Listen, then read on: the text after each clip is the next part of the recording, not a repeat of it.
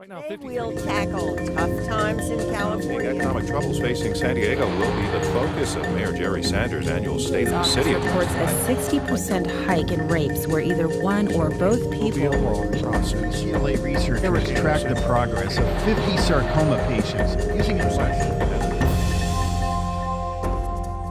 From the KPBS studios, this is San Diego Week. Hello, I'm Joanne Ferrian. Thanks for joining us. Police say they're responding to more 911 suicide calls. They blame the economy. Escondido police may soon lose their ability to impound cars of unlicensed drivers at DUI checkpoints as a state bill passes one more hurdle in the legislature. And an art exhibit captures San Diego's homeless in a new light. That's coming up on San Diego Week. But first, the headlines. Amitha Sharma joins me from the KPBS News Center. Amitha? The San Diego County Sheriff's Department says the hanging death of a woman at a Coronado mansion in July was a suicide. 32-year-old Rebecca Zahau was the girlfriend of the mansion's owner, pharmaceutical magnate Jonas Shacknai. Investigators say she committed suicide after getting news that the condition of Shacknai's 6-year-old son had worsened from a fall at the mansion days earlier. Her death at the Spreckles mansion drew international attention and speculation because she was found naked with her hands tied behind her back. I'll be the first to admit that this was a unique and unusual case, and I've personally investigated many suicides and homicides of various types. We have to look past the unusual appearance of the death and focus on the facts and the evidence. Shacknai's son, Max, died a few days after Zahau. Investigators say his death was accidental and that he had tripped and then fallen over a staircase railing. Zahau's sister says the family does not accept the suicide ruling and that they have hired an attorney. A bill sparked by a killing in San Diego is closer to becoming law. It would require the governor to give at least 10 days' notice before acting on a prison inmate's request for clemency. It's the result of clemency granted to Esteban Nunez, the son of a former assembly speaker. Nunez was sentenced to 16 years in connection with the death of a San Diego State student. Governor Arnold Schwarzenegger cut that sentence to 7 years just before leaving office. The governor is also considering a bill that would force developers of big box superstores to file economic impact reports before they can build. This bill was written by State Senator Juan Vargas of Chula Vista. The city of San Diego repealed a similar measure earlier this year. Opponents of the bill say it's a de facto ban of Walmart. Grocery workers went back into negotiations this week with Albertsons, Ralph's, and Vons. A federal mediator is working with the two sides to try to avert a strike. Healthcare benefits are the major point of contention. A high surf advisory is staying in effect for San Diego County beaches through most of this weekend. The whole California coast is being pounded by big waves that were created by a winter storm in New Zealand. The National Weather Service says waves could get up to 10 feet high. The surf advisory will be in effect through Sunday night. And a monument honoring prisoners of war is now on display at the Miramar National Cemetery. The statue depicts a young POW as he is freed from captivity. It was created by sculptor Richard Becker, who says he spoke to veterans to get a sense of what freedom felt like after being taken a prisoner. And we chose to create something that was still showed some of the terribleness of being a POW, right? But also capturing that liberation moment, which is somewhat uplifting. The San Diego chapter of the American Ex-Prisoners of War will dedicate the monument later this month. Back to you, Joanne. San Diego police say they're responding to an increased number of 911 calls involving suicidal people and individuals with mental health problems. The calls have been steadily increasing for the past 4 years. Last month, police responded to a 911 call from a 54-year-old man threatening to jump from the Coronado Bridge. The man motioned as if to pull a weapon from his pocket. He was killed when 3 California Highway Patrol officers opened fire. It's called Suicide by Cop, and it's just one example of the thousands of mental health crisis calls police respond to every year. Again, white female in her 50s, 5 foot, medium build, black shirt with the pink logo. Stand for. This is the call. This is the call right now? The lady who's having, they believe, a mental breakdown is what they said. John Reese is one of the several officers in the San Diego Police Department trained to work on the Psychiatric Emergency Response Team, or PERT for short. He rides with the mental health expert and responds to suicide calls and calls from people in psychiatric distress. And my role is to make it safe, make sure the person doesn't have any weapons. Last year, San Diego police responded to nearly 11,000 such calls that have been steadily increasing for the past 3 years. Assistant Police Chief Boyd Long suspects there are many reasons for the increase, but one stands apart. The economy is troubling. The economy is causing many people to and co-locate their families.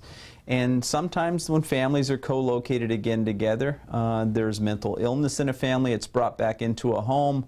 And I think that has a potential for driving catastrophic problems. Any thoughts of hurting yourself?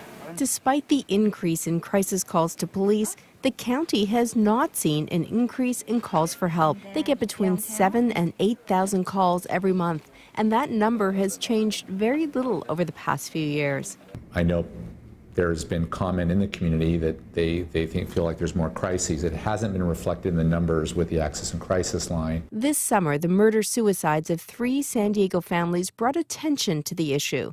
However, the number of suicides across the county has not increased in the past few years. In fact, the numbers are down compared to 10 years ago. County officials suspect police may be responding to the most desperate situations.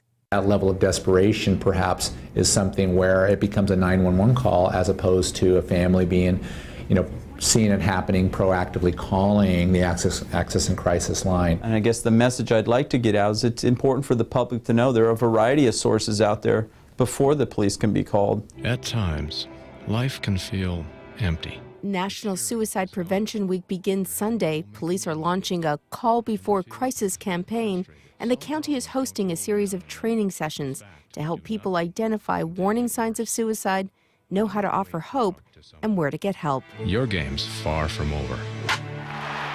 Make a confidential call and talk to a trained professional. The County Access and Crisis Line is available 24 hours a day, 7 days a week. And again, that number is 1-800-479-3339. The California Senate voted this week to restrict cities from confiscating the cars of unlicensed drivers and charging high towing and impound fees. The legislation was in response to the city of Bell, California, which filled its coffers with high impound fees from DUI checkpoints. The city of Escondido has also been criticized for impounding the cars of unlicensed drivers, many of whom are undocumented immigrants. Escondido Police Chief Jim Mahar defended the DUI checkpoints last week on San Diego Week. The checkpoints are totally separated from any immigration policy issues. They were started before this became an issue with the illegal immigrant activists, and we've done these since the 80s. We've done driver's license checkpoints, which we now call traffic safety checkpoints, since 2004, totally unrelated to immigration. Joining me now to talk about Escondido's DUI checkpoints is Bill Flores. He is a retired San Diego County Assistant Sheriff and is now with the community advocacy group El Grupo. Bill, thanks for being here. My pleasure. Thanks for having me. You've been a vocal critic of the Escondido Police DUI checkpoints. Tell me what your concerns are. Well, it's you have to take the checkpoint program and the increase in the utilization of these checkpoint programs in its broader context, because there is a history here with the city of Escondido in targeting immigrants and Latinos. And beginning in 2005, when Escondido City Council took a vote to endorse the proposed initiative, which would have created California's own Border Patrol. Escondido, the only city to do that in the state. And then later, as you know, the rental ban ordinance, the illegal rental ban ordinance, was passed. And that was in 2006, at the same time when the chief of police there decided to increase the use of checkpoints, not only DUI checkpoints, but driver's license checkpoints, which is specifically prohibited in California. And he, with that, he ended up achieving the same result that the City Council wanted to achieve with the rental ban ordinance, and that is make the lives of Latinos and immigrants and poor people so miserable that they'd move somewhere else. Because basically, you contend, and when you look at the statistics, that these checkpoints are impounding the cars of thousands of Latinos, some of them undocumented immigrants. Right. The cars are taken away for 30 days, and they cost, is it $2,000 to get back, to get the car back? Or more. Or more. So the chief, you heard the chief, and last week what he said is, look, these checkpoints, we want to pick up drunk drivers. It's been reported that for every 11 cars impounded from unlicensed drivers, Escondido catches one drunk driver. I think people at home might argue, well, maybe it is worth it. Maybe if you take a drunk driver off the road, you were the assistant sheriff in this county. What do you say to that? Well, I say that DUI checkpoints, and remember that the way Escondido conducts checkpoints, they're DUI and driver's license checkpoints. That the way they conduct them is highly inefficient. DUI checkpoints anyway, highly inefficient, highly ineffective, and very, very expensive to the taxpayers. That's where they get the grant funding, or they get the grant funding from the Office of Traffic Safety, which of course is taxpayer money anyway. So it may not be necessarily impacting the taxpayers of the city of Escondido, but it impacts all the taxpayers in the state of California. We haven't got a lot of time, Bill. Quickly, if we see this law become law, this new legislation, how will that ultimately affect Escondido and other cities like Oceanside that conduct these checkpoints? Well, actually, for the city of Escondido, which it appears that they are depending on the revenues generated from impounding these cars, it might drive a stake in the heart of this program. But remember, unlike Bell, which apparently was after the fees in and of itself, Escondido was more interested, at least in the beginning, with targeting immigrants. And they ended up not only targeting immigrants, but also making a profit out of it at the same time. We'll have to leave it there. Bill Flores with the group El Grupo, thank you so much for being here. Okay, you're welcome.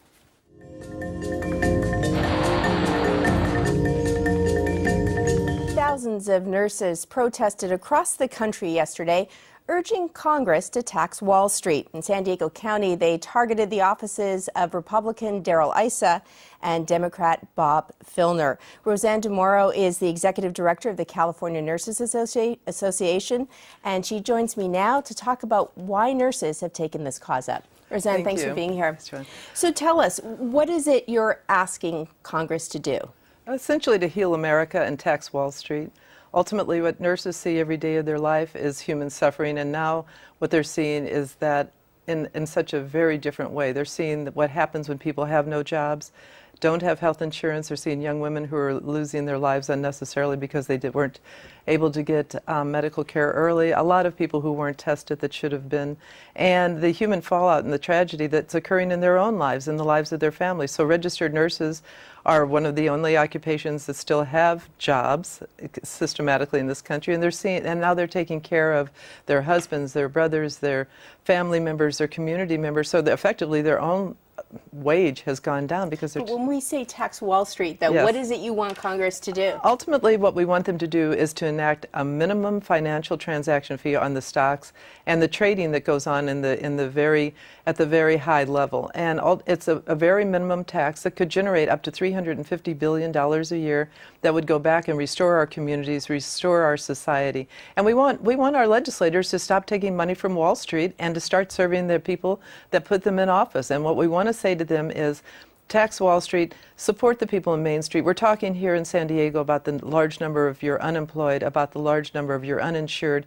There's no reason that people should be unemployed and uninsured in America. And we're saying, Wall Street has made a fortune. Give some of that money back systematically, and let's start a new day in America. And the nurses are fighting. But we've been hearing this conversation, this debate for years across the country. People don't like paying taxes. It's almost a dirty word in conversation now, especially in a political debate, asking people to pay more taxes or new taxes, especially in California. What makes you think this proposal will carry any more weight? The reason that people have had to pay so much in taxes is because Wall Street hasn't paid their taxes. Wall Street doesn't pay. The average working person pays and pays. They should be angry. And we're saying, tax Wall Street, leave regular Americans, hardworking Americans alone, tax Wall Street, make them pay their fair share. And then maybe when the communities are restored and there's jobs and there's health care, that we can have that conversation about taxing everyday Americans. It seems as though the debate, even over healthcare, you mentioned having services like healthcare, that again, when you hear the political debate these days and you talk about whether it's social advocacy, you talk about universal healthcare, again, these are things that now politicians don't even want to talk about. Are you sort of trying to bring these words and these ideas out of the closet in the political debate? Absolutely. There is no reason that everyone shouldn't have health care. And so what's happened is they have become under attack. Well, we're saying, no, let's have health care for everyone. Everyone's entitled to a job. There should be a contract for all Americans. The Deficit Commission, that's a Wall Street commission. We want Main Street commissions established in every community, making the demands that everyone in this community has a job. San Diego, there shouldn't be unemployed people. This is a beautiful city. This is an incredible place to live on earth. But everyone's living, a lot of people are suffering in silence. And it's just, people are embarrassed about not being in the middle class. And so we're trying to say, don't be embarrassed. Speak out, join us. Let's tax Wall Street. Let's restore America. Quickly, Roseanne, before we go, you had a day of protest this week, but what's next in terms of this campaign? There's a whole series of things. We're asking other groups to take up the demand for a financial transaction tax to tax Wall Street. We're going to set up these Main Street commissions, and we're going to try to get people, regular people, and people who are leaders in the community to join these commissions. The idea is to actually get people in motion politically. Make sure that they hold their legislators accountable, and if they don't, unelect them. Elect the right people, and if they don't serve the community, if they start serving Wall Street, unelect them. And it's to basically start a new dialogue with communities in America. Washington, D.C. is essentially such a negative in everyone's mind, and it should be. So we want actually... I'm sorry, Roseanne. Okay, Roseanne DeMoro, Executive Director of the you. California Nurses Association. Thanks for being here. Thank you, Joanne. When I was a kid, I used to dream about flying, about my body flying, and being above the earth, and just being free from all the pain and agony of the world's. Well, that's just some of what you'll see and hear at a new art exhibit in San Diego. It's called Invisible. The project captures the homeless in an unexpected way. Bear Guerra is a photographer who worked on the project with a handful of other artists. Guerra spent 6 weeks taking portraits of the homeless in downtown San Diego, and he joins me now. Bear, thanks for being here. Thanks for having me. What made you focus a project on the homeless? It's actually something I've wanted to do for a while. I first got the idea for this particular project a couple years ago while living in Austin, and had to put it on the back burner due to moving and work and travels and things. But when I recently moved to San Diego in last September, and when we pulled under the C Street Bridge near our house, and I saw about 35 folks living under there, the idea quickly came back to me, and I decided I wanted to look into doing it here. Now, you and your partners in this project asked the people you photographed a set of questions, but they weren't really your typical questions. What did you ask them about? Well, the goal of the project is to try and make allow the average person to connect on just a human level with folks who are living on the streets. And so we chose not to ask questions specifically about homelessness, but to ask questions that we could all relate to. So things like, what are you most proud of? What was the happiest time in your life? What were your dreams or goals as a child? Where is your favorite place? Things like this. And then from there, we let people take those wherever they wanted because they're general enough questions. And so out of that came all kinds of different responses. What are some of the stories that you take away from hearing the responses to those answers? Well, some of the stories, there were a lot of different stories, but probably one of my favorites And it's a painful story, but one about a woman named Elaine Walker who lost her son when he was 33 years old, and that ultimately, she expressed it so well, the grief that she was going through, that she didn't care. She just didn't care anymore whether she had a home, whether she was living on the street or what. Her life had fallen apart. And we have some sound of Elaine right now, and we're going to play that for our audience. I have a son, and I say I have a son. He's passed. I had him. He died at 33 with leukemia, and I just stopped my life then. So being homeless was the least of my worries. I didn't care being homeless, being less home, anything in that category was not in my vocabulary whatsoever because I had lost my son. Barry, you mentioned wanting to do this project, wanting sort of people to be able to relate to people who are homeless on a personal level. At the end of the day, when people go and see this exhibit on the weekend, what is it you hope they walk away with? At the minimum, I think something that actually has already happened, at least, so I know that at least one person that this happened for them, but a guy came yesterday and saw the installation, and he said, you know, I recognize some of these people. I've passed them in the street, and yet I've never actually looked at them. And that's exactly the hope of this project. You know, I don't think we can necessarily solve homelessness, but that hopefully we'll get people to look at it in a different way. Bear Garrett, thanks for being here. And for people at home, they can see your exhibit this weekend. They can go to our website, kpbs.org, to our Culture Lust blog, and read more about where to find this. Thanks for being here. Thanks for having me. Never have I enjoyed a season more than last year. For so many reasons, obviously 34-3, but so many other reasons. The look at the arena, the way, the atmosphere, and the feeling you had to have Mark Fisher walk out of the locker room with me last before every game, and everything in between. It was a remarkable year. And now Steve Fisher is getting 4 more years with the Aztecs.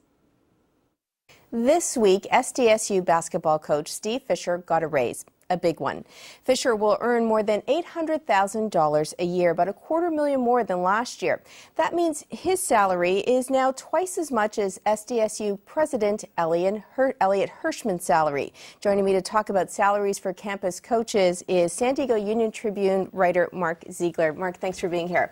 First, remind us why last year's basketball season, and why SDSU is willing to pay Fisher so much to stay another 4 years.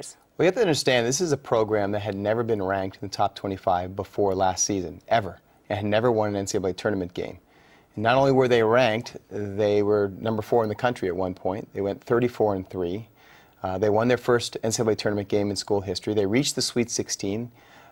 It's a huge deal for a school that doesn't have that much history in basketball. So $800,000 a year, is this a high salary in terms of coaches on campuses? Not even close. Not for high-level basketball coaches. Louisville's coach last year, Rick Pitino, made $7.5 million, if you can believe that, as a college basketball coach. A couple others made, the coach at Kentucky and Duke each made about $4 million. Numerous coaches made 3, 2. About 40 coaches made more than $1 million a year, and those are the coaches' salaries that we actually know about. A lot of them work at private universities. We don't know their salaries, and so it's pretty standard for a high-level program, which is what San Diego State has, to have a coach making over $1 million. So I would say his market value for a coach of his caliber and his history is probably $1.2, $1.5 million a year. So $800,000, as weird as this is going to sound, is probably a steal. Well, you know about the scandal a few months ago. Elliot Hirschman's salary, $400,000, and people were up in arms. Hey, why should he be paid so much when the state is cutting funding for universities? Is anyone raising a stink over this, over $800,000? Nobody has, and I think it's certainly somebody's prerogative to do that if they want to. But I think the people who follow the basketball team and follow college sports know that in this sports marketplace, as out of whack as it is, and Steve Fisher, a former math teacher, would probably be the first person to tell you it's out of whack. But they know that this is a market economy and that he's actually underpaid in this market economy.